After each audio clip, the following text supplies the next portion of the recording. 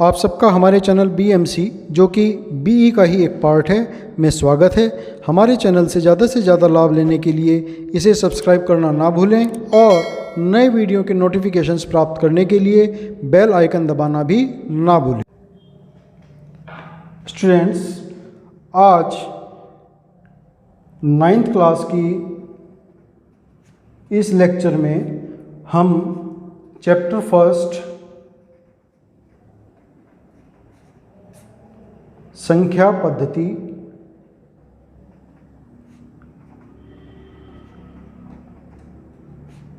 Number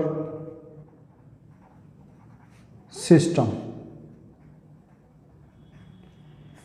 में पढ़ेंगे दशमलव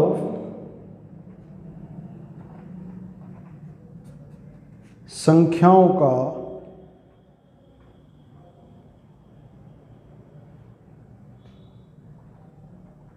प्रसार।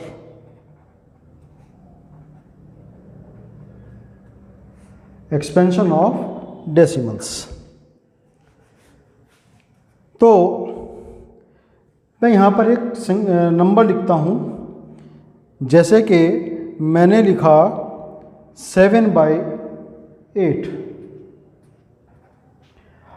अब अगर मैं 7 को 8 से डिवाइड करूँगा तो क्या मुझे मिलेगा?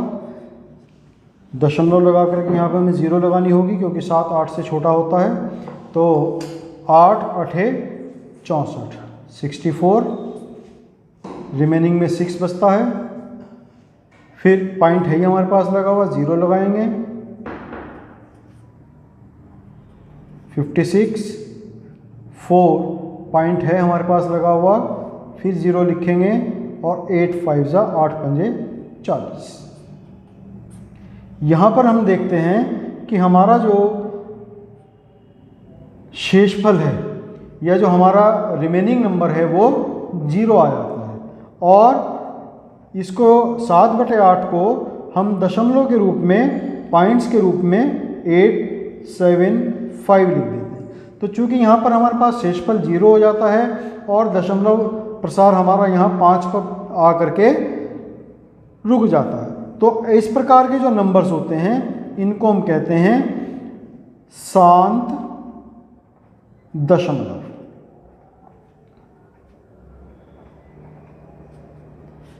टर्मिनेटिंग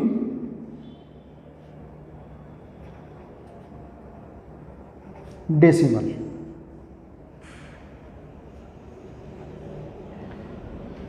अब कुछ और उदाहरण देखते हैं, जैसे 20/3। यहाँ 20 को हम 3 से डिवाइड करेंगे।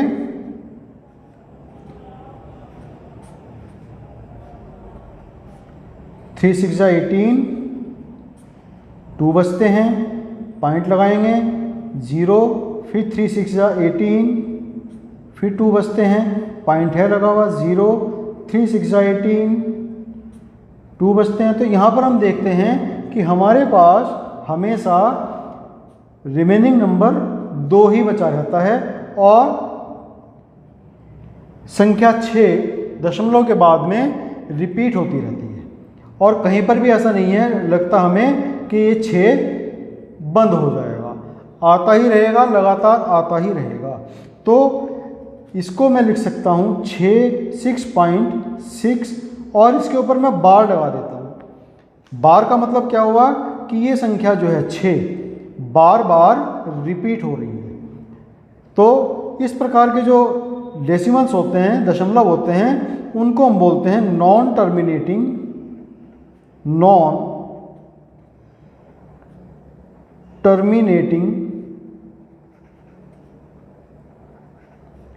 Recurring decimals. क्योंकि बार बार 6 रिपीट हो रहा है तो रिकरिंग डेसिमल्स। हिंदी में इनको बोलेंगे अशांत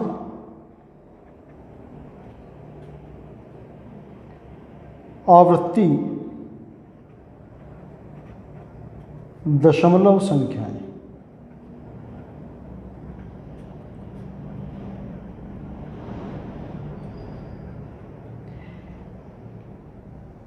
एक और प्रकार हो सकता है इसमें, वो क्या होगा, ये हो गया फर्स्ट, सेकेंड एंड ये थर्ड। 1/7 में एक उदाहरण लेता हूँ। यहाँ एक को हम डिवाइड करेंगे 7 से, पॉइंट लगाएंगे, चूँकि एक छोटा है तो पॉइंट लगाएंगे 0, 7 1 जा 7, 3 बचते हैं, पॉइंट हमारे पास लगा हुआ है, फिर 0 लगाएंगे, 7 4 जा 28, 2 बचेंगे, पॉइंट है लगा हुआ हमारे पास 0, 7 2 जा 14, 6 बचेंगे, पॉइंट है लगा हुआ, फिर 0 लगाएंगे, 7 8 जा 56, 4 बचेंगे, पॉइंट है लगा हुआ 0, 7 5 जा 35, यहाँ हमारे पास पुनः 5 बचेंगे, पॉइंट है लगा हुआ 0 लगाएंगे, फिर 7 7 जा 49, यहाँ हमारे पास फिर एक बचा। एक हमारी कौन सी वाली कंडीशन आ गई, जहाँ से हमने स्टार्ट किया था, यानी कि यही सारे नंबर्स फिर दोबारा रिपीट होंगे। इसमें भी हमारा जो रिमेनिंग है, जो शेषफल है, वो कभी भी ख़त्म नहीं होगा, लगातार ये प्रोसेस हमारा चलता रहेगा। हाँ, नंबर हमारे यही बार बार रिपीट होते रहेंगे, 1 4 2 8 5 7, फिर दोबारा 1 4 2 8 5 7, फिर 1 4 2 8 5 7। इस प्रकार से ये 6 नंबर हमारे रिपीट होते रहेंगे, इसी क्रम में रिपीट होते रहेंगे। तो 1/7 1/7 को मैं लिख सकता हूँ 0.14285 और इन सब के ऊपर मैंने ये बार लगा दिया। बार से मतलब यहाँ हमने 6 के ऊपर बार लगाया था केवल, तो यानी कि 6 ही बार बार रिपीट हुआ था। यहाँ पर 14285 इन सब के ऊपर बार लगाया है, तो इसका मतलब ये सारे के सारे नंबर इसी क्रम में रिपीट होते चले जाएंगे। तो इसको हम क्या बोलेंगे, इसको भी हम यही बोलेंगे नॉन टर्मिनेटिंग रिकरिंग डेसिमल्स, यानी कि अशांत आवृत्ति दशमलव संख्याएं। ये सभी तीनों के तीनों जो उदाहरण मैंने यहाँ पर दिए हैं, ये तीनों के तीनों परिमेय संख्याएं यानी कि रेशनल नंबर्स के उदाहरण हैं। अब इसके बाद में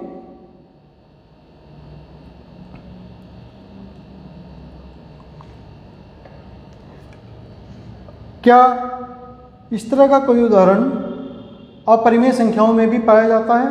अपरिमेय संख्याओं में तो ये उदाहरण अक्सर ही पाए जाते हैं और उनको हम बोलते हैं अशांत अनआवृत्ति दशमलव संख्या। यहाँ पर अशांत की बजाय हम लोग अनवसानी भी बोल सकते हैं, अनवसानी। इंग्लिश में वही रहेगा नॉन टर्मिनेटिंग, अंग्रेजी में नॉन टर्मिनेटिंग और हिंदी में अशांत या अनवसानी। परिमेय संख्याओं के लिए अनवसानी आवृत्ति और अपरिमेय संख्याओं के लिए अनवसानी अनावृत्ति। उसके मैं एक उदाहरण दे देता हूँ। जैसे पाई का मान हम लिखें अनवसानी अनावृत्ति, इंग्लिश में इसको बोलेंगे non terminating non recurring, non terminating non recurring.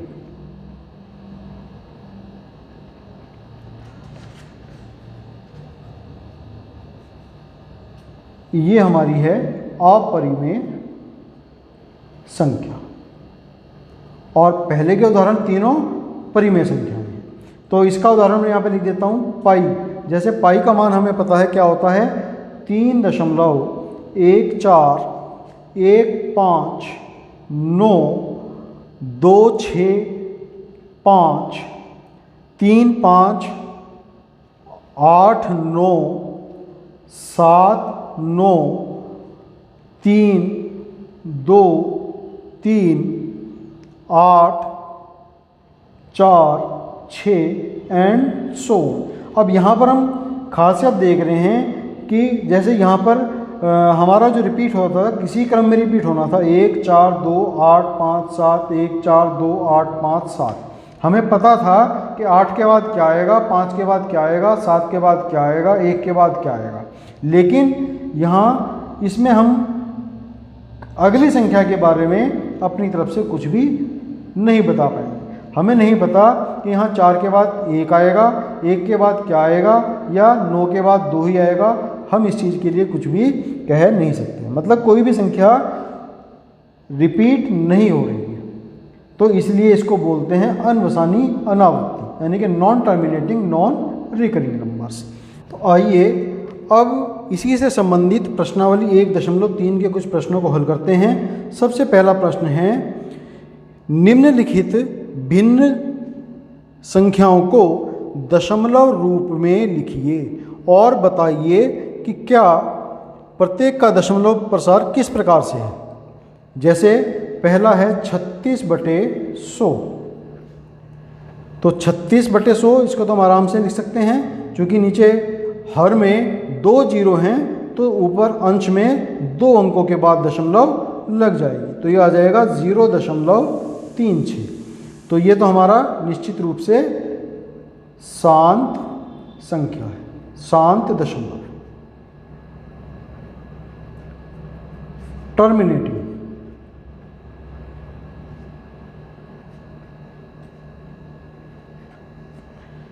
First part था ये। सेकंड पार्ट इसका 1/11, तो 1 को हम 11 से भाग देंगे, दशमलव लगाएंगे। 1 चूँकि छोटी संख्या है, 0 लगाने के बाद दशमलव, 0 लगाया। अभी भी हम देख रहे हैं कि 10 एक छोटी संख्या है और 11 बड़ी संख्या है, तो यहाँ पर 1 0 और लगा करके यहाँ 0 लगा देंगे, 99। फिर 1 बचता है, दशमलव है ही हमारे पास, 0 लगा सकते हैं, फिर भी नहीं चलता, तो फिर 0 लगा करके 1 0 और लिखेंगे। तो हम देखते हैं कि इस प्रकार से 1 हमारे पास हमेशा ही रिमेनिंग में आता ही रहेगा। तो इसको मैं लिख सकता हूँ 0.09 और बार, मतलब 09 रिपीट होता रहेगा। तो ये किस प्रकार की संख्या हुई? ये हुई अनवसानी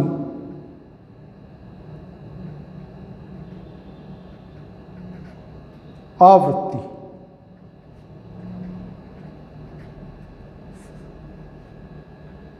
नॉन टर्मिनेटिंग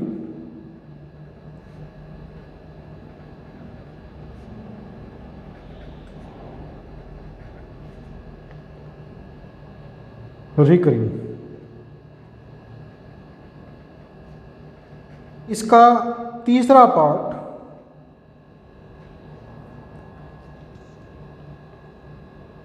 या इसका हम चलो लास्ट में 6th पार्ट करते हैं, बाकी हम अपने आप से कर सकते हैं। इसमें 6th पार्ट है 329 डिवाइडेड बाय 400। तो जब हम इसको भाग करेंगे, दशमलव लगानी पड़ेगी, 0 तो 8 बार चलता है,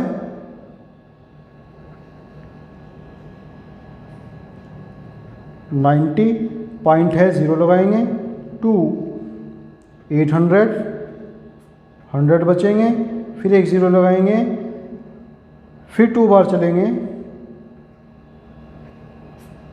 200 0 लगाएंगे, 5।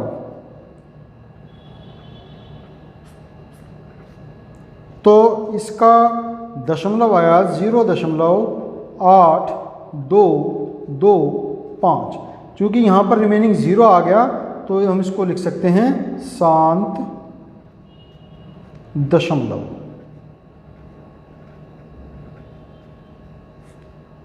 टर्मिनेटिंग।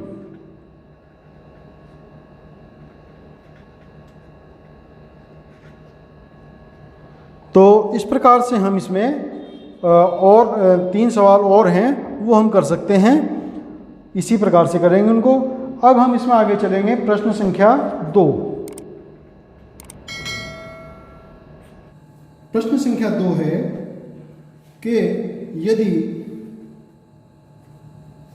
1/7 1/7 इक्वल है 0.142857 बार, मीन्स 142857 रिपीटिंग है, बार बार रिपीट हो। तो फाइंड द वैल्यू ऑफ 2/7, 2/7, 3/7, 4/7, 5/7 और 6/7, इनकी वैल्यूज़ क्या होंगी, ये हमें फाइंड आउट करना है, ये हमें निकालना है।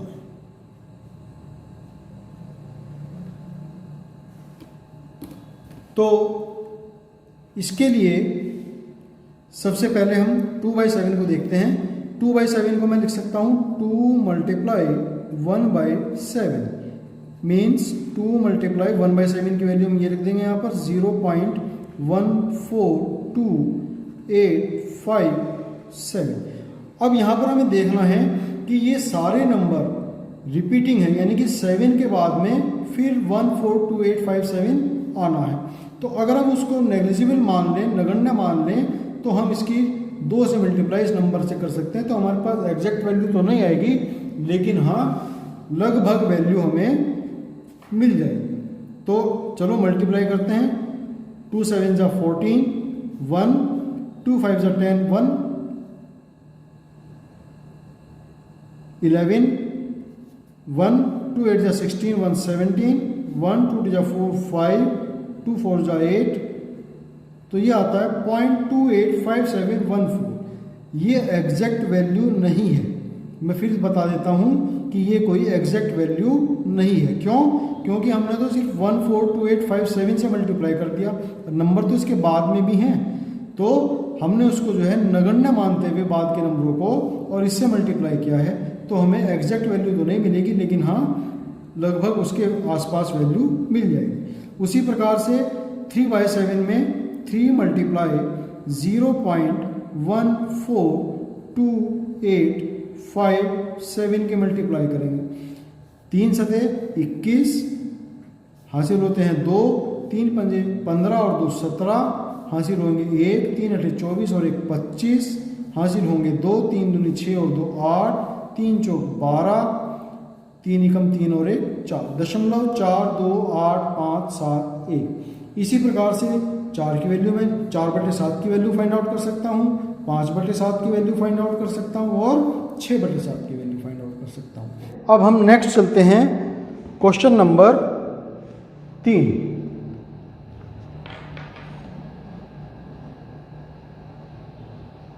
क्वेश्चन नंबर 3 है कि निम्नलिखित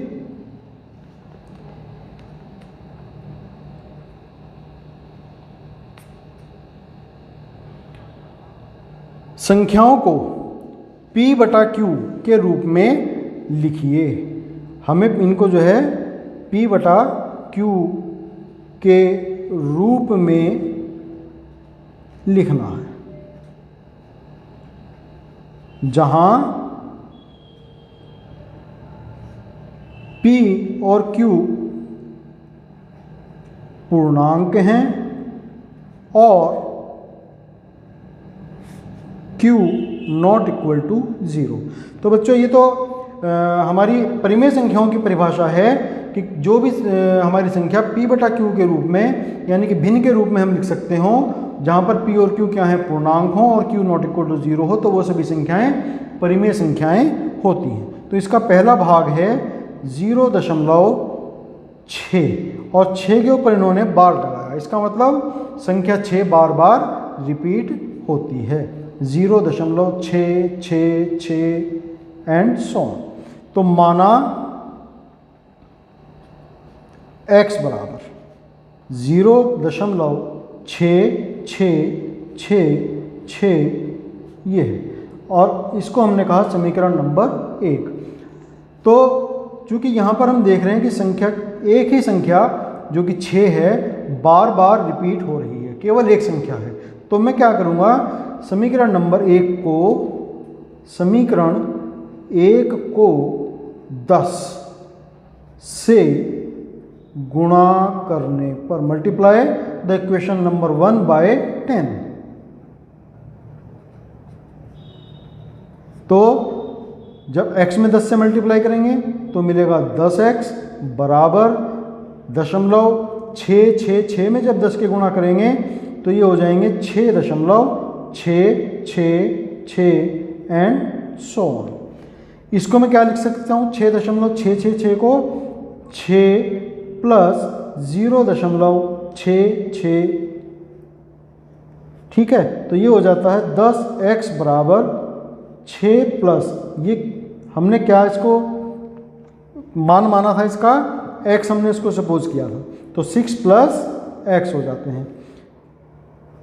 ये हो जाएंगे 10x minus x equal 6, 9x, 10x में से एक x जाते हैं, सब्ट्रैक्ट करेंगे तो 9x बचेंगे इक्वल 6, मतलब कि क्या हुआ, x इज इक्वल टू 6/9। इसको जो है और सरल कर लेंगे तो 3 दूने 6 और 3 तिया 9, 2/3, x is equal to 2/3। x हमने क्या सपोज किया था, 0.6666, यानी कि 0.6 बार बराबर 2/3। तो ये हमारा 0.6 दशमलव के फॉर्म में था, उसको हमने p/q के फॉर्म में लिख दिया है। यहाँ पर हम देख रहे हैं p और q दोनों ही इंटीजर्स हैं, और q यानी कि जो इसका हर है, डिनोमिनेटर है, not equal to 0 but here equal to 3। तो 0.6 इज इक्वल टू 2/3, ये हमारा आंसर हमें मिलता है। इसी का सेकंड पार्ट हम देखेंगे अब।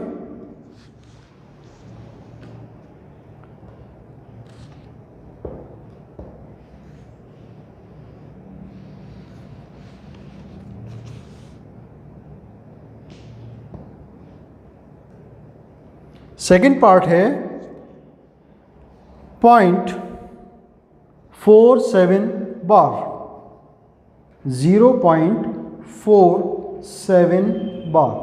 यहाँ हम देखते हैं कि 47 बार, 7 के ऊपर बार है, मतलब 7 बार रिपीट होगा, 0.4777 एंड सो ऑन। तो लेट मान लेते हैं x is equal to 0.4777 and so on. This is equation number 1। अब हम यहाँ पर देखते हैं कि एक ही संख्या जो कि 7 है उसका बार बार रिपीटिशन हो रहा है, केवल एक संख्या ऐसी है। तो यहाँ पर मैं फिर से x में 10 का ही मल्टीप्लाई करूँगा, 10 की ही गुणा करूँगा। तो इक्वेशन नंबर 1 को 10 से गुणा करने पर multiply the equation number 1 by 10, तो मिलेंगे 10x इज इक्वल टू, यहाँ में जब 0.4777 में 10 के मल्टीप्लाई करूँगा तो मिलेंगे 4.777 एंड सो ऑन। अब इसको मैं कैसे लिख सकता हूँ, 10x is equal to 4 point, मुझे क्या चाहिए, 4777 चाहिए, यहाँ मेरे पास है 7777, तो मैं इसके 2 पार्ट्स में इसको डिवाइड कर दूंगा, 4.3 प्लस 0.4777 एंड सो ऑन। ये फिर मेरे पास अगेन क्या आ जाता है, x है, इसकी वैल्यू क्या है, x। तो 10x is equal to 4.3 plus x। इसको सॉल्व करेंगे, 10x minus x is equal to 4.3, 9x is equal to 4.3 और x is equal to 4.3 divided by 9। 10 हटाएंगे, यहाँ पे 10 से मल्टीप्लाई हो जाएंगे पॉइंट हटाने पर, तो आंसर मिलता है 43/90, मीन्स 0.47 बार इक्वल है 43 90, ये हमारा आंसर मिलता है।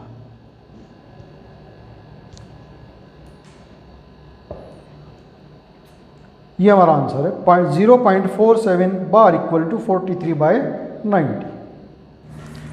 अब इसी प्रश्न का part third, question 3 part third, इसमें 0.001 बार। यहाँ पर हम देखते हैं 001 तीन संख्याएं हैं और इन तीनों के ऊपर ही बार लगा है।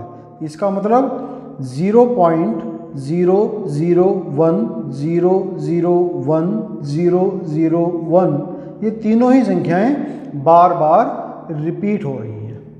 तो suppose x is equal to, let x is equal to 0.001001001 and so on.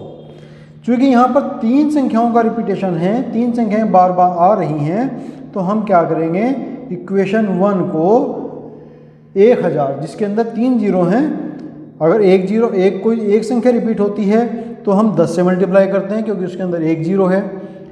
दो संख्याएं अगर रिपीट होती हैं तो हम 100 से मल्टीप्लाई करेंगे, है ना। और यहाँ पर चूंकि तीन संख्याएं रिपीट हैं तो इसलिए हम 1000 से मल्टीप्लाई करेंगे। तो इक्वेशन 1 को 1000 से गुणा करने पर, मल्टीप्लाइंग इक्वेशन 1 बाय 1000, तो 1000x इज इक्वल टू ये मिलेंगे मुझे 1 2 3। अब यहाँ पर 3 के बाद दशमलव पहुँच जाएगी, यानी कि 1.0010001। अब इसके बाद देखो ये वाला तो हमारा दशमलव से पहले चला गया, यहाँ हमारे पास बचते हैं 2 लेकिन रिपीट हो रहे हैं तो इसके आगे और भी हैं, तो हम इसको लिख सकते हैं 001। अब ये जो हमें नई इक्वेशन प्राप्त हुई है 1000x इज इक्वल टू 1.001001001, अगर इसमें से इसको मैं इक्वेशन नंबर 2 कहूँ तो सबट्रैक्ट इक्वेशन नंबर 1 को इक्वेशन नंबर 2 से घटाने पर, subtract equation number 1 from equation number 2, तो 1000x equal 1.001001001, x is equal to 0.001001001 and so on. ये इक्वेशन 2 थी, ये इक्वेशन 1 थी। सब्ट्रैक्ट करेंगे, यहाँ बचेंगे 999 x बराबर, इससे ये जाएगा 0 0 0 0, यहाँ पे हमारे पास बचेगा केवल 1, 1.00000।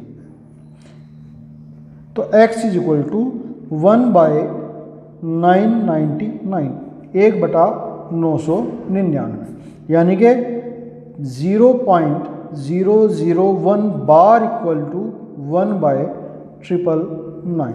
ये हमारा आंसर। इसको मैं पहले तरीके से भी कर सकता था, जहां मैंने लिखा था 1000x इज इक्वल टू 1.001001001।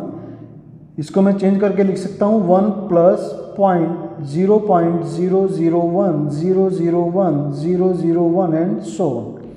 तो 1000x is equal to 1 plus x, इसकी वैल्यू क्या है, x है।